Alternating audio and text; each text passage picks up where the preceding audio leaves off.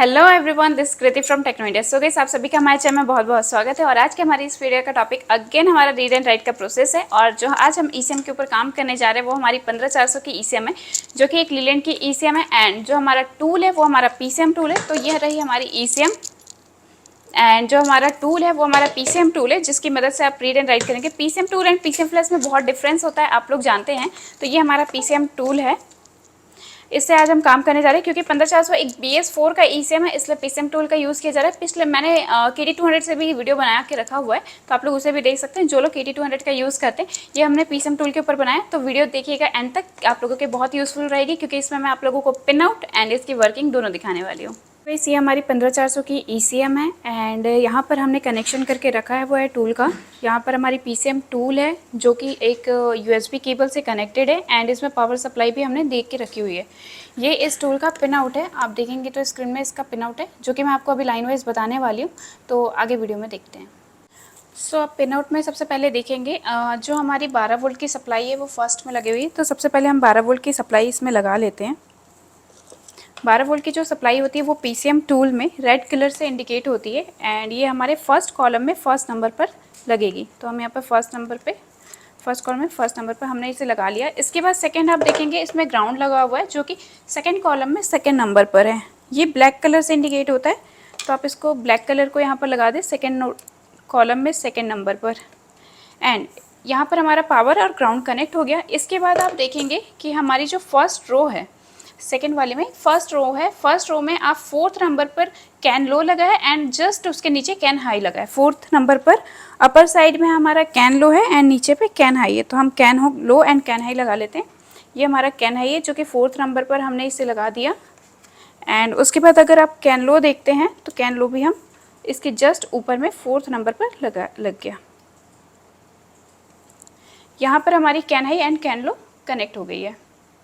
इसके बाद आप फर्स्ट रो में लास्ट से देखेंगे तो 1 2 3 4 5 6 7 नंबर पर पावर सप्लाई लगा है, जो 12 वोल्ट का। इसे हम कनेक्ट कर लेते हैं 7 नंबर पर। 1 2 3 4 5 6 7।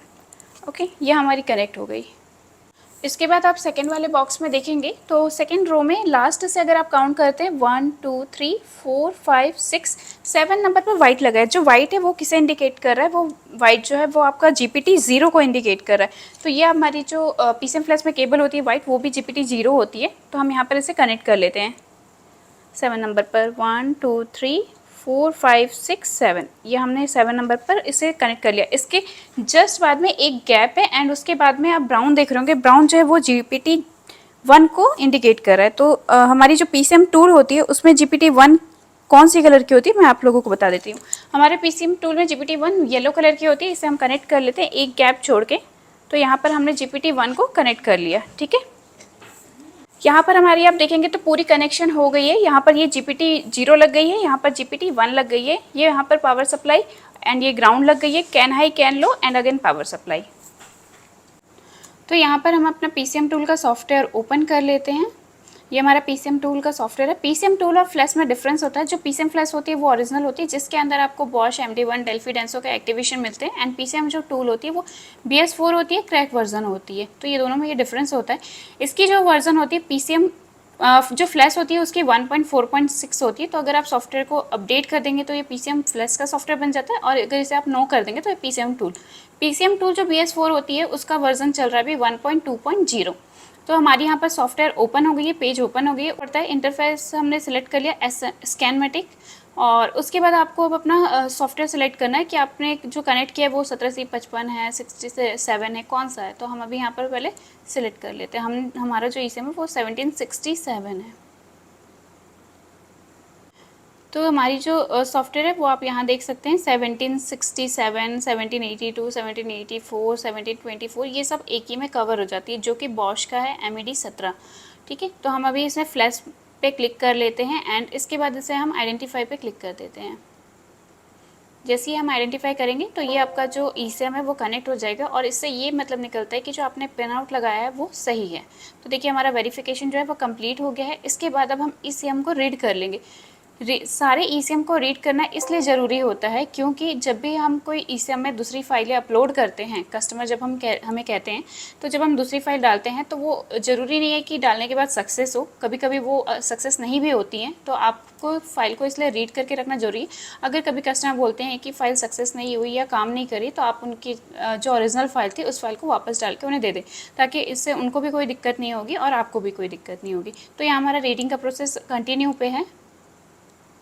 यहाँ पर आप देखेंगे कि हमारा रीडिंग का जो प्रोसेस है 100% कंप्लीट हो गया, सक्सेसफुल हो गया। इस फाइल को आपको कहीं भी सेव करके रख लेना है, जहाँ भी आप चाहते हैं, जिस भी कस्टमर के नाम से चाहते हैं आप यहाँ पर नाम लिखिए और सेव कर लीजिए। ठीक है, तो हम यहाँ पर ये फाइल को हमने सेव कर लिया है। इसके बाद आपको इस फाइल में जो भी फाइल को रीड करनी है, दैट मीन्स कि इसमें BS4 का है तो इसमें DPF बंद होती नहीं है। जो भी कस्टमर बोलते हैं कि इसमें आपको ओरिजिनल फाइल डालनी है, तो आप उसकी जो फाइल होती है ओरिजिनल वाली, पुराने ईसीएम से डेटा निकाल के नए में डाल दीजिए। तो जो फाइल डालनी है उसे सेलेक्ट करिए एंड उसके बाद देन इसे राइट कर दीजिए। तो यहाँ पर हमने राइट का प्रोसेस कर दिया है एंड उसके बाद ओके पे क्लिक कर दीजिए, देन यस, और यहाँ पर आपका जो प्रोसेस है वो स्टार्ट हो जाता है। और ये बहुत ही जल्दी होता है, जो राइट का प्रोसेस है बहुत तुरंत होता है। देखिए ये कंप्लीट सक्सेसफुली हो गई।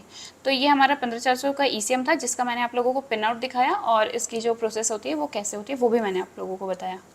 सो गाइस, ये हमारी 15400 ईसीएम के ऊपर पूरी प्रोसेस थी। इसका मैंने आप लोगों को पिन आउट बताया, वर्किंग बताया एंड नेक्स्ट वीडियो किस टॉपिक पे बनाना है आप मुझे सजेस्ट कर सकते हैं। बहुत सारे कस्टमर के अभी रीसेंट क्वेश्चन आ रहे थे कि 15400 का ईसीएम नहीं हो रहा है, इसलिए मैंने आप लोगों के लिए वीडियो बनाया। सो वीडियो अच्छा लगा हो तो लाइक सब्सक्राइब जरूर करिए and thank you for watching this video.